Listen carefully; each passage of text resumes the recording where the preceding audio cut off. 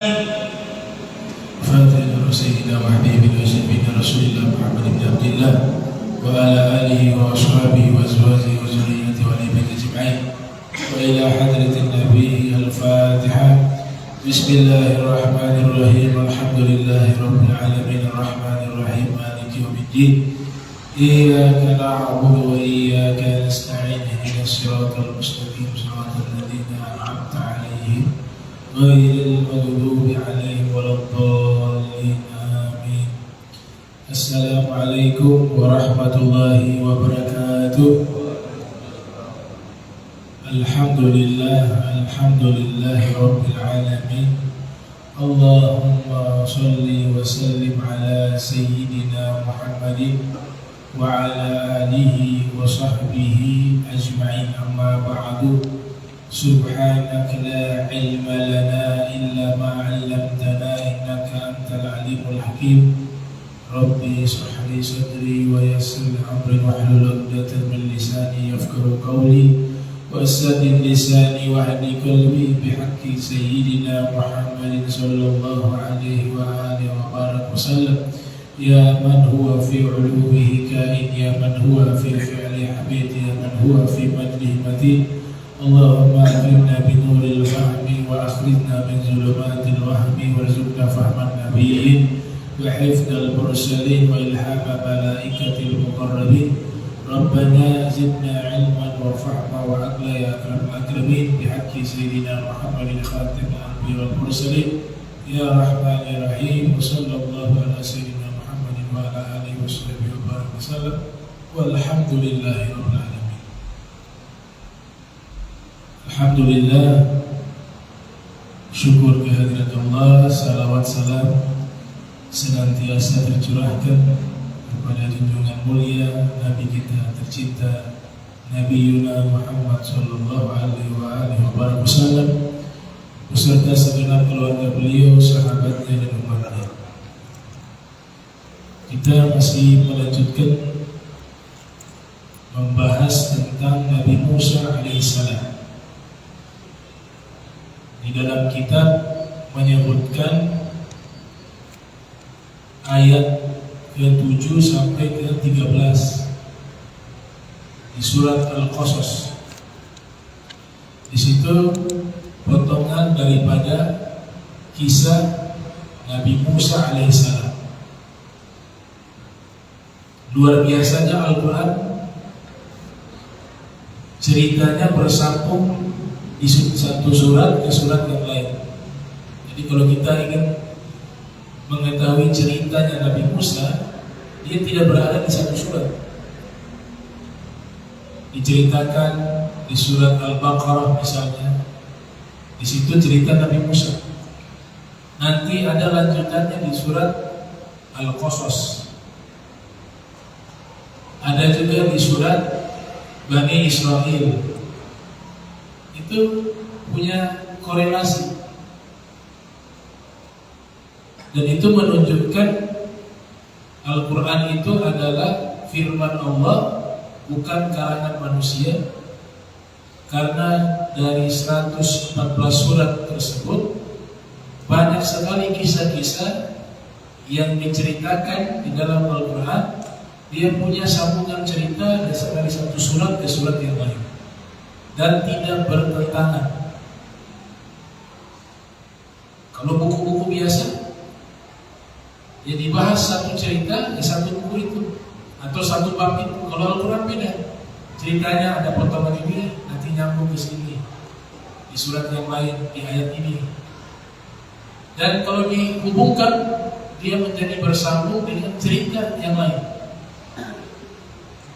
sehingga seorang pakar Al-Quran dan seorang ulama yang menghabiskan waktu malam puluhan tahun tidak tidur hanya menafsirkan Al-Quran, puluhan tahun dia menafsirkan Al-Quran di tengah malam, yaitu Imam Alusi Al-Baghdadi, mengarang kitab tafsir berjudul Ruhul Ma'ani.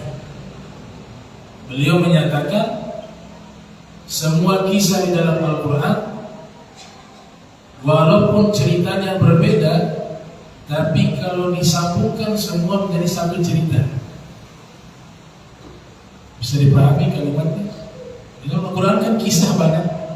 Kisah Nabi Musa ada, kisah Nabi Yusuf juga ada, kisah Nabi Daud juga ada, kisah Nabi Sulaiman juga ada, kisah Nabi Adam juga ada, kisah Nabi Idris juga ada, kisah Nabi Yakub juga ada, walaupun sedikit. Zulkifli juga ada, kisah Nabi Muhammad juga ada, peristiwa-peristiwa yang terjadi di masa hidupnya Nabi Muhammad juga ada.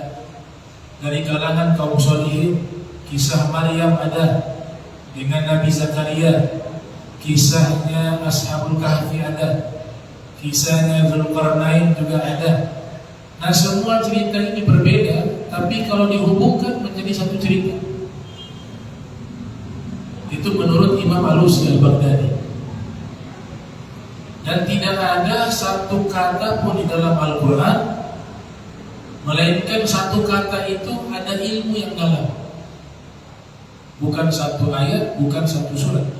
Posisi katanya juga itu ilmu. Contoh,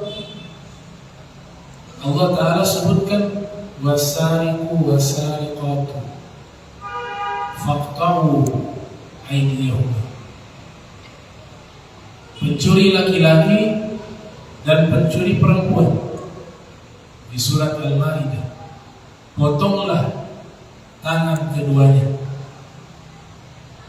Nanti para fuqaha beda pendapat. Yang namanya tangan itu apa sih? Yang namanya tangan itu yang mana? Sehingga nanti terjadi khilaf. Ada yang mengatakan pergelangan tangan, ini yang dikukuhkan dalam mazhab Syafi'i. Ada yang mengatakan ini juga tangan sampai di sini, ada yang mengatakan utuh, itu namanya tangan. Sebagaimana wudhu di telinga.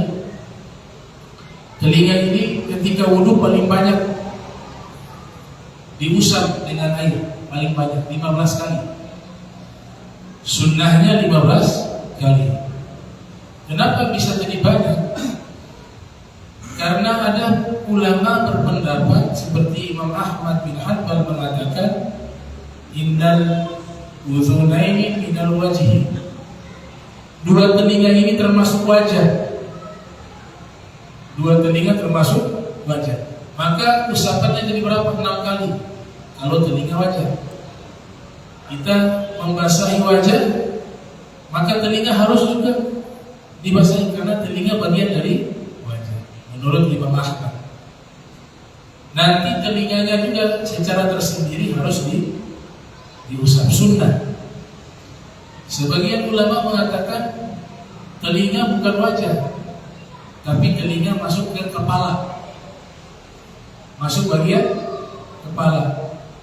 Maka kalau mengusap kepala hukumnya wajib, maka telinga juga wajib karena telinga masuk ke kepala. Cerdasnya ulama-ulama Syafi'iyah untuk keluar dari perbedaan pendapat, ya sudah semuanya diusap. Anggaplah telinga itu wajah dan kepala. Maka jadi 15 kali. Yang pertama ketika membasuh muka, jari ini masuk ke sini, jempol di bagian belakang 3 kali. Kemudian nanti di kepala tambah lagi 3 kali, sudah berapa? 6. Kepala 6 kali. Sudah 6, tambah lagi tersendiri. Karena sunnahnya ada yang tersendiri, bukan kepala, bukan muka atau wajah. 3 kali lagi 9. Selesai 3 kali 9, tangan dibentangkan begini 3 kali lagi. Berapa? 9, 10, 11, 12. Nah sudah 12, begini 13, 14, 15 kali. Wajah 3 kali, telinga, ketika kepala juga 3 kali, kemudian telinga tersendiri 3 kali. Setelah itu tangan dibentangkan begini 3 kali. Terakhir ditutup dengan jari telinga. 3 kali. Kelingkingnya masukkan ke lubang 15 kali. Mazhab Syafi'i. Nah, ilmu pengetahuan menjelaskan ternyata ketika telinga ini tersentuh, apalagi ada air, dia menghilangkan ngantuk dan menghilangkan malas dan membuat energi kembali pulih lagi. Makanya paling banyak disentuh ke telinga. Baik. Tadi ayat mengatakan wasariqatu, pencuri laki-laki dan pencuri perempuan potonglah tangan keduanya. Di ayat yang lain Allah sebutkan tentang masalah zina.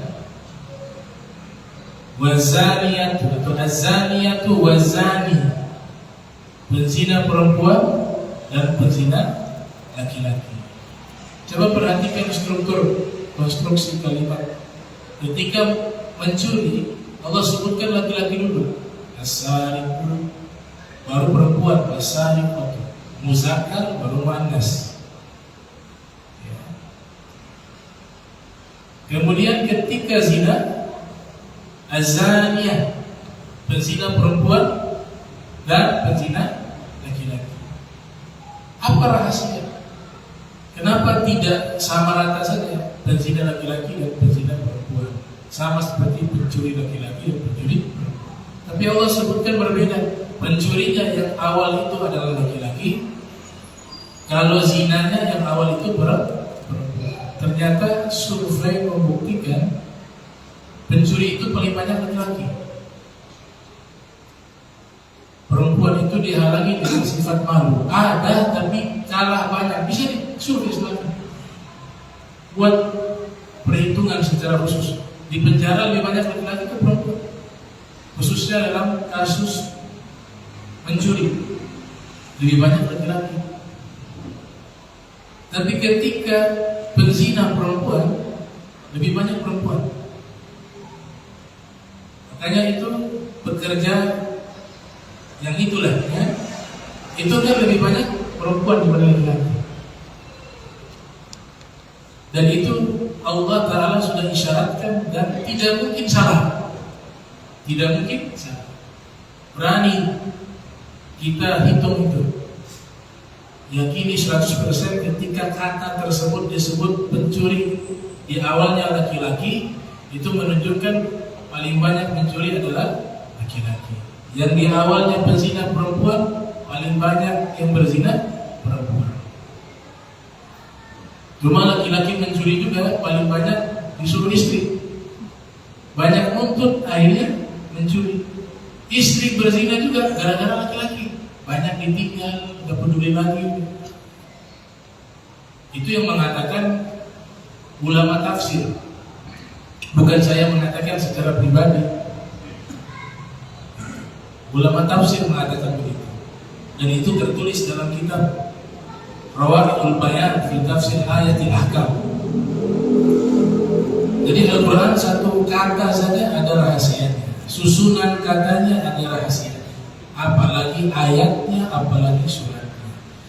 Oleh sebab itu ulama-ulama terdahulu mereka membuat tulisan-tulisan kitab membahas tentang ilmu tanasub ayat waswat. Dinamakan satu ilmu namanya, termasuk daripada ilmu Al-Quran disebut ilmu tanasub al-ayati waswar. Artinya ilmu yang membahas korelasi antara satu ayat dengan ayat yang lain dan satu surat dengan surat yang lain di dalam Al-Quran. Jadi satu kajian khusus. Yang menulis ilmu tersebut salah satu ulama murid dari Al-Imam Ibnu Hajar Al-Asqalani bernama Al-Imam Al-Biqai. Beliau menulis kitab berjudul Nasmud Durar fi Tanasubil Ayati Waswar. Ada sekitar 5-6 jilid. Kitab tersebut membahas masalah itu. Surat ini nanti nyambung dengan surat ini. Surat ini punya hubungan dengan surat ini. Ayat ini punya hubungan dengan ayat ini. Itu kitab khusus, namanya Nazmul Ghurab fi Tanasubil Ayati wa Surah. Ada juga yang menafsirkan Al-Quran menggunakan pendekatan tanasub, al-ayat wa surah, pendekatan korelasi ayat-ayat dengan surat-surat. Jadi kitab tafsir ditulis oleh ulama bernama Syekh Muhammad Amin Asy-Syinkiti. Syekh Muhammad Amin Asy-Syinkiti. Asy-Syinkiti itu ada satu kabilah di Afrika. Jadi suku satu di Afrika paling banyak itu di namanya apa? Mediterania atau apa begitu, dekat Maroko. Itu mereka rumahnya pakai tenda-tenda begitu. Tapi di dalamnya belajar hafal Al-Quran. Rata-rata hafal Al-Quran, faham hadis, faham ilmu lughah. Banyak jadi ulama di tempat tersebut. Padahal belajarnya di tenda, di gurun pasir. Makan juga susah, minum juga susah. Tapi melahirkan ulama banyak di Indonesia tersebut. Salah satunya yang terkenal di zaman sekarang, ulama Afrika. Jadi mereka itu punya hafalan diakui. Mereka hafal hadis Al-Quran dari usia masih anak-anak. Hampir semua sukunya itu ulama, ada ulamanya. Negaranya namanya apa? Mauritania atau apa begitu. Tidak terkenal negaranya, tapi masuk benua Afrika, bersebelahan dengan Maroko. Salah satu ulama yang mengajar sampai di berbagai universitas Islam di dunia ini, baik di Saudi, di Mesir, juga di Abu Dhabi dan sekitar-sekitarnya. Asal dari tempat tersebut namanya Abdullah bin Bay. Namanya Syekh Abdullah bin Bay. Itu ahli usul fikih internasional di zaman sekarang. Ahli fikih dan usul fikih. Asal Afrika. Yang menulis tafsir tersebut juga Tanasub al-ayah wa surah. Beliau berasal dari suku tersebut, Asy-Syinkiti. Jadi satu suku itu hafal Al-Quran, hafal hadis, bisa itu ilmu alat, nahwu, sorof, balaghah, ma'ani, mantiq, bayan, badiah, arud, qawafi, bisa dikuasai. Rata-rata jadi ulama. Padahal fasilitas terbatas, tinggal di gurun pasir, tenda, ada AC, ada kipas. Di dalam tenda belajar. Buku tidak punya, pakai papan. Tulis pakai semacam kapur, nanti selesai tulis dihafal, dihapus lagi, tulis lagi yang baru dihafal. Tapi memang Allah kasih kelebihan hafalannya kuat. Namanya Syinkiti, terkenal itu. Syinkiti. Kalau lihat ada ulama punya tulisan di belakangnya Syinkiti, itu berasal dari suku tersebut. Dan hampir seluruhnya ulama. Dan semuanya hafalannya kuat. Kalau sudah hafal ini syair-syair, itu seperti hafal surat Fatihah. Padahal syair-syairnya itu bisa berjilid-jilid kitab dihafal. Nah ini ulama bernama Muhammad Amin Asy-Syinkiti. Beliau menulis tafsir antara Al-Quran ditafsirkan dengan Al-Quran, Al-Quran ditafsirkan dengan hadis. Ini metodologi tafsirannya. Al-Quran ditafsirkan dengan aqwal sahabat wa tabi'in, ditafsirkan dengan ucapan-ucapan sahabat, ucapan-ucapan tabi'in. Kemudian dibahas juga masalah irad, masail aqidah, dibahas masalah aqidah. Irad masail lughah wa ulumiyah, dibahas masalah sastra Arab dengan ilmu-ilmunya. Irad masail fikih wa ulumiha, dibahas tentang masalah fikih dan ilmu-ilmunya. Itu dibahas dalam satu kitab. Namanya kitab tersebut Adwa'ul Bayan. Namanya Adwa'ul Bayan. Metodenya yang paling utama menafsirkan Al-Quran dengan Al-Quran. Jadi bisa tuh Al-Quran ditafsirkan dengan Al-Quran. Bisa. Tidak semua ayat bisa ditafsirkan, tapi beberapa ayat bisa ditafsirkan Al-Quran dengan Al-Quran. Ini tafsiran Al-Quran yang paling terbaik. Nomor 2, menafsirkan Al-Quran menggunakan hadis-hadis Nabi Muhammad Sallallahu Alaihi Wasallam. Baik. Ini pengantar biar kita paham Al-Quran itu luar biasa dan ilmunya sangat banyak tentang Al-Quran. Wa auhayna ila ummi Musa an ardihi fa idza khifti alayhi fa alqihi fil yammi wa la takhafi wa la tahzani inna radduhu ilayki wa ja'iluhu minal mursalin. Dalam kitab tersebut mengutip ayat ini, ayat ke-7 sampai ayat ke-13. Jadi saya terjemahkan, tidak bawa kitab lagi, langsung di Al-Quran saja. Di Al-Quran saja biar lebih berkah.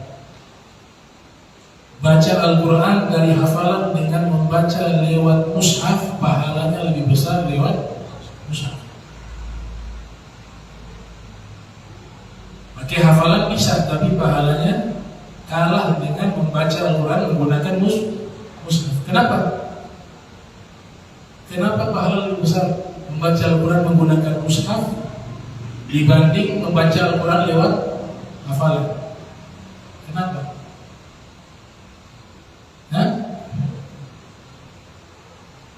Karena ketika lewat mushaf, mata juga terlibat ibadah.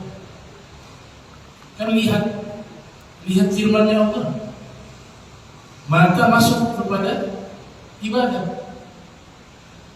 Mulut kita lafadzkan lafadz Allah, firman Allah, juga dihitung ibadah. Otak sambil tadabbur, makanya tadabbur, yang baca Al-Quran tanpa tadabbur dia hanya dapat pahala baca saja, pahala baca yang lisan sama lihat. Tapi kalau dia mencoba memahami, tentu harus lewat guru Al-Quran.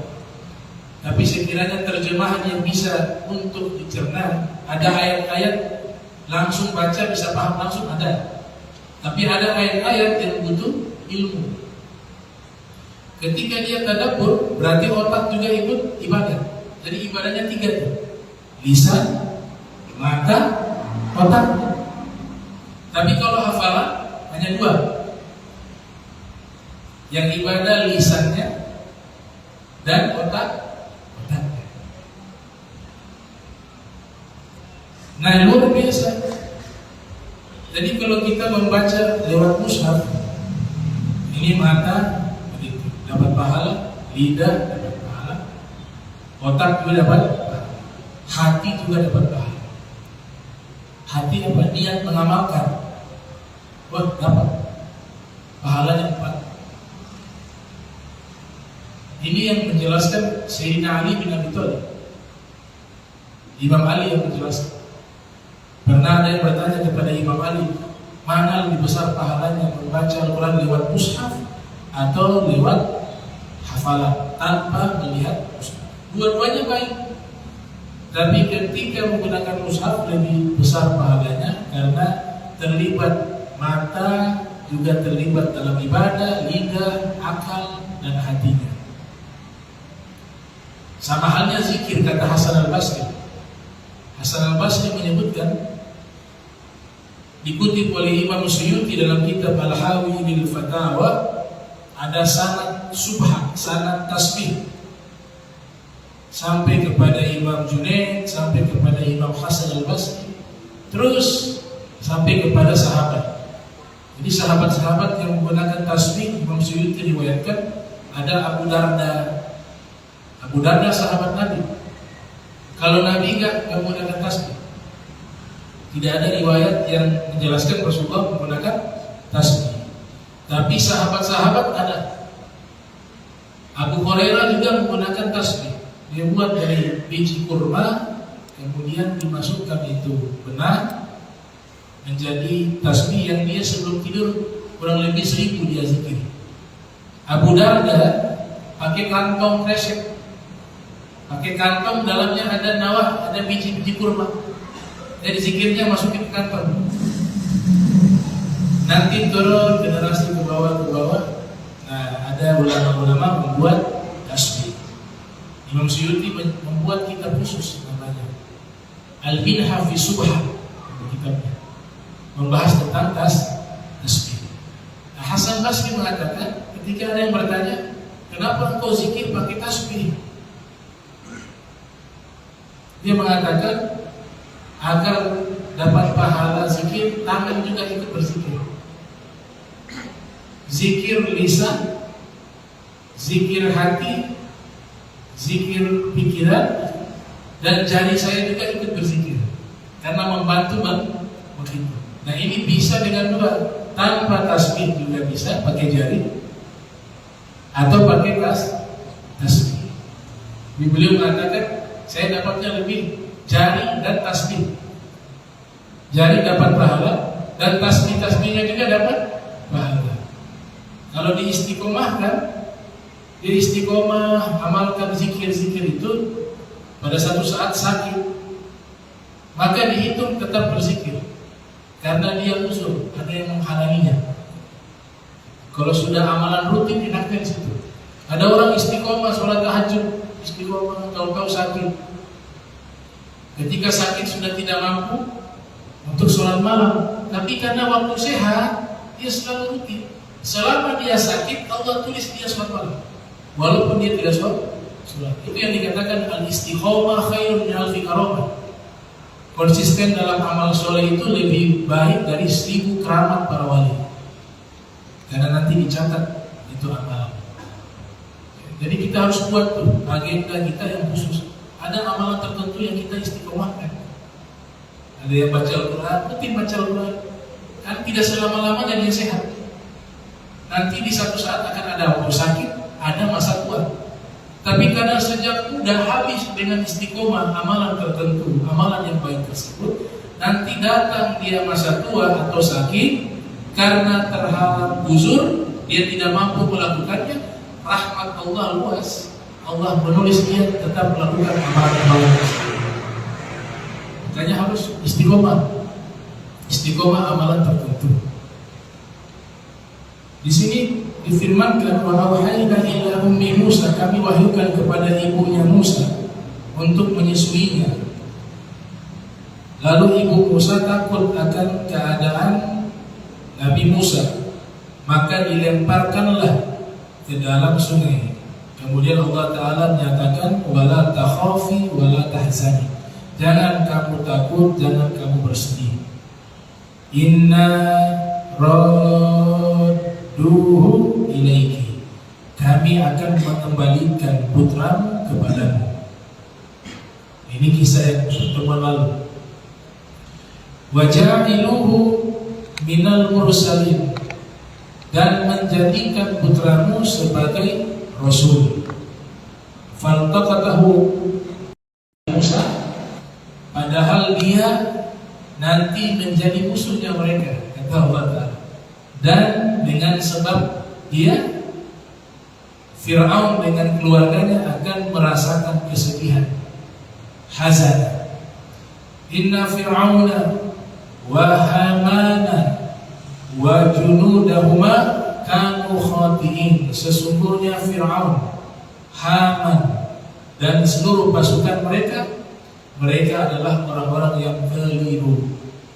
Wa qalat imra'atu fir'auna qurratu 'ainin li walak la taqtuluhu 'asa an yanfa'ana aw nattakhidahu walada wa hum la yashkurun. Kemudian istrinya Fir'aun, Asiyah bintu Muzaim, dia berkata kepada Fir'aun, jangan kau bunuh dia. Maksudnya jangan kau bunuh anak kecil tersebut Nabi Musa. Dia qurratu ainin, dia menjadi kebahagiaan untukku dan untukmu suatu saat nanti. Ini menarik nih. Kalau bahagia kinayahnya itu qurratu ainin, penyejuk mata. Sering kan ada doa juga tuh, Rabbi habli min azwajina qurratu a'yun waj'alna lil muttaqina imama. itu bahasa kiasan, artinya bahagia, senang. Tapi kalau terjemahkan secara teks, penyejuk mata. Ternyata di dalam tafsir Al-Quran diceritakan kenapa penyejuk mata ini dikinayahkan sebagai al-farah was-surur, rasa bahagia dan senang. Dia terikat dengan tradisi yang ada dan keadaan yang ada di Jazirah Arab di zaman itu. Jika ada wanita dilamar, kan mereka punya sifat malunya sangat tinggi, al-haya, tidak memberikan jawaban kalau ada laki-laki mau lamar. Tapi yang terjadi air mata, dia menangis.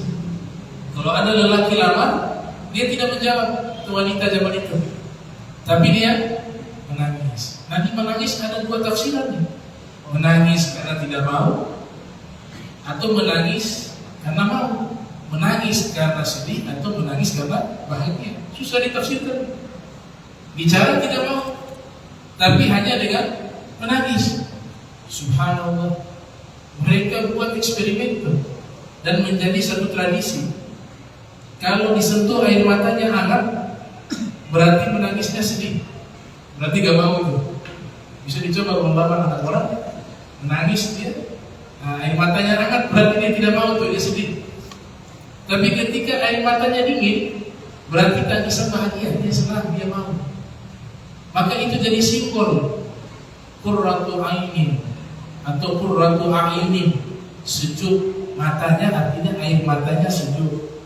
Air mata sejuk berarti bahagia, maka diartikan dengan bahagia.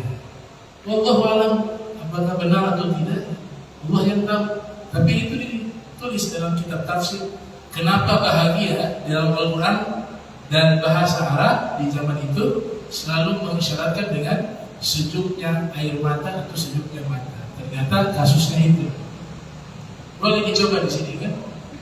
Lamar anak orang, dia menangis, suruh tuh orang tuanya coba pegang tampung air matanya, lalu kalau panas, kalau mendidih berarti memang tidak mau sama sekali. Kalau hangat-hangat ya masih lumayan lah. Kalau dingin berarti dia mau. Dingin air mata kebahagiaan, hangat air mata kesedihan. Itu yang diartikan dengan qurratu ainin atau qurratu a'yunin. Kalau ainin mufrad, kalau a'yunin jamak. Makanya di sini kalimat ini sudah ada di zamannya siapa? Firaun. Ini Allah ceritakan. Asia mengatakan jadi penyejuk hati, penyejuk mata, kebahagiaan untukku dan untukmu. Jangan kau bunuh dia. Asa, mudah-mudahan. Di dalam bahasa Arab ada namanya taraji, ada namanya tamanni. Ada yang mudah-mudahannya bisa terjadi. Mungkin seandainya saya bisa muda lagi. Itu seandainya yang tidak mungkin tercapai. Mudah-mudahan saya bisa muda lagi. Itu tidak mungkin tercapai. Nah, itu namanya taraji. Kalau yang tercapai namanya taraji. Kalau yang seandainya atau mudah-mudahannya yang tidak bisa tercapai namanya tamanni. Dalam ilmu bayan dijelaskan begitu, ilmu balaghah. Ya, mudah-mudahan ini anak bisa memberikan manfaat kepada kita dan atau kita jadikan saja dia sebagai anak. Wa hum la yashkurun, sedangkan mereka tidak menyadari hal tersebut. Wa asbaha fu'adu ummi Musa fadhiqa. Ibunya Nabi Musa ketika sudah meletakkan di sungai Nil, pagi harinya bangun, hatinya sedih. Saya punya anak, sudah dapat informasi bahwa sudah diambil oleh keluarga Firaun. Maka seorang ibu manusiawi, dia khawatir keselamatan anaknya, ingin membongkar rahasia bahwa itu anaknya, mau diberitahukan. Makanya ini Allah abadikan di sini. Di pagi hari hatinya sedih, ibunya Musa, dan hampir-hampir inkadat, hampir-hampir latubdi bihi, dia membongkar rahasia tersebut bahwa anak itu adalah anaknya. Laula an rabatna ala qalbiha, seandainya kami tidak kuatkan hatinya, kata Allah. akan dibongkar itu. Tapi Allah kuatkan hatinya, litakuna minal mu'minin, karena dia nanti termasuk orang-orang yang beriman. Jadi orang beriman itu ciri-cirinya hatinya kuat. Qalbul qawiy, hati yang kuat, karena dia selalu mengikat hatinya bukan kepada makhluk. Dia mengikat hatinya kepada Allah yang Maha Kuat. Kalau mengikat hatinya kepada Allah yang Maha Kuat, maka hatinya menjadi kuat. Qalbul qawiy disebutnya.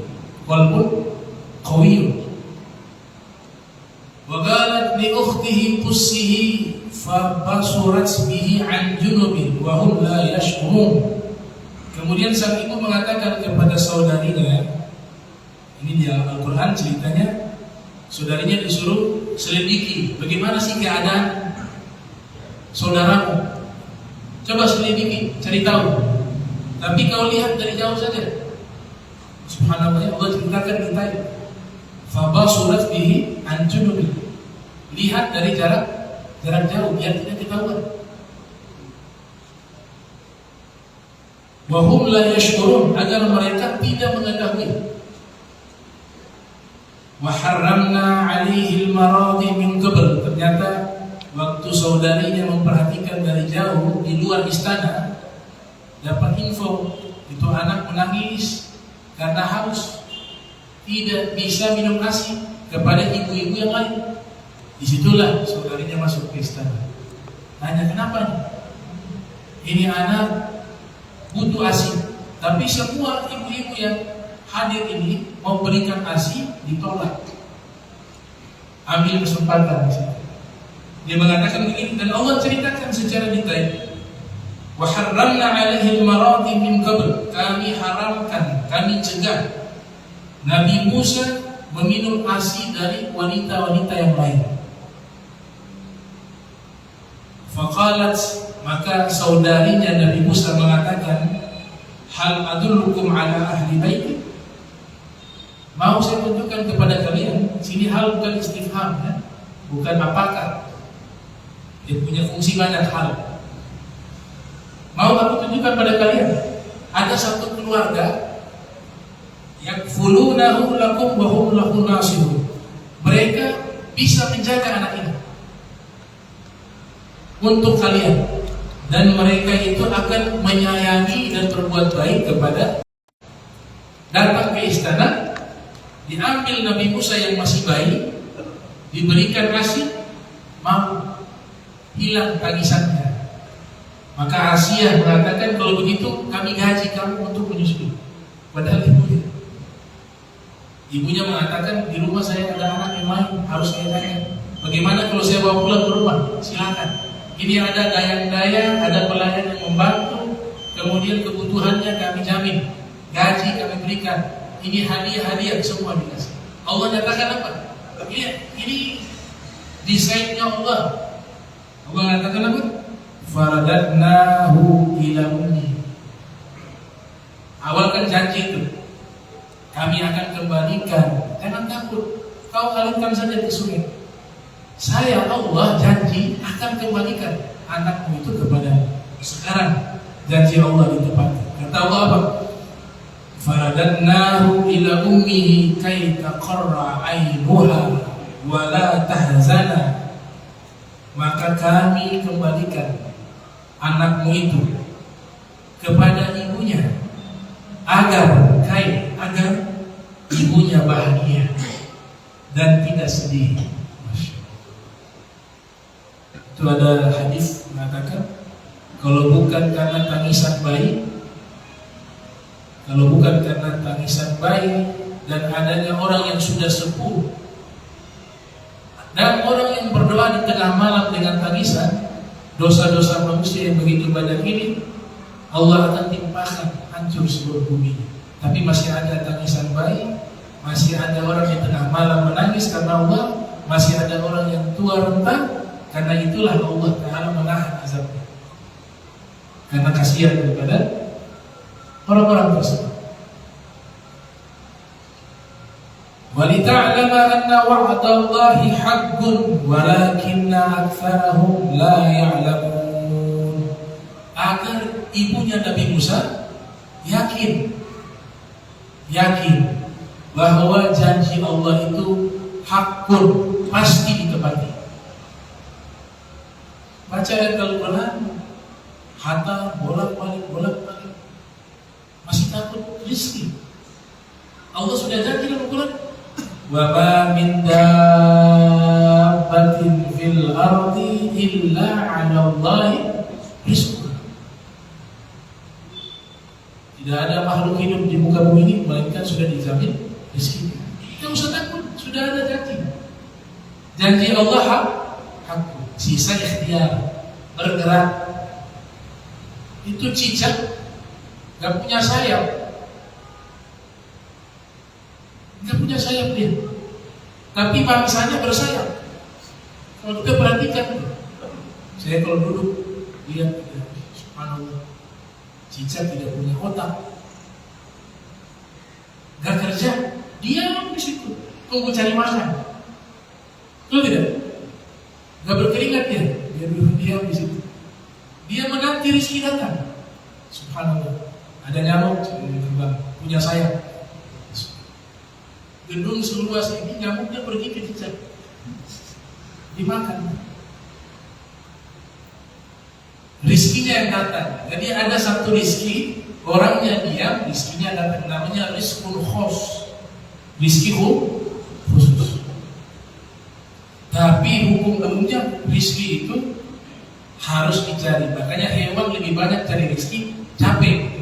Kalau harimau tuh dia mau cari rizki keringat dulu. Dia jalan dulu, lihat sana sini, kejar itu mangsa. Kadang-kadang nggak dapat, kadang-kadang nggak. Keringat dulu baru dapat. Kebanyakan hewan rizkinya keringat, dia capek. Artinya itu apa? Rizkun am, rizki umum. Rizki umum harus dicari dengan keringat. Ada tanda-tanda kebesaran Allah. Wa ma khalaqtu hadza batil. Saya tidak ciptakan segala sesuatu itu sia-sia. Semuanya ada ilmunya, ada hikmahnya. Dan insyaallah nanti kita lanjutkan lagi, masih membahas kisah Nabi Musa alaihissalam. Bismillahirrahmanirrahim. Alhamdulillahirabbil alamin. Allahumma shalli wa sallim ala sayyidina Muhammad Allahumma jam'ana hadha jam'an marhuma wa tafarraqna ba'da tafarraqa ma'suma wa la tajal minna wa la minna syai'an mahruma. Subhanaka wa bihamdika asyhadu an la ilaha illa anta astaghfiruka wa atubu ilaik. Wa sallallahu ala sayyidina Muhammad wa ala alihi wa sahbihi wa baraka wasallam. Wa la minkum. Wassalamu alaikum warahmatullahi wabarakatuh.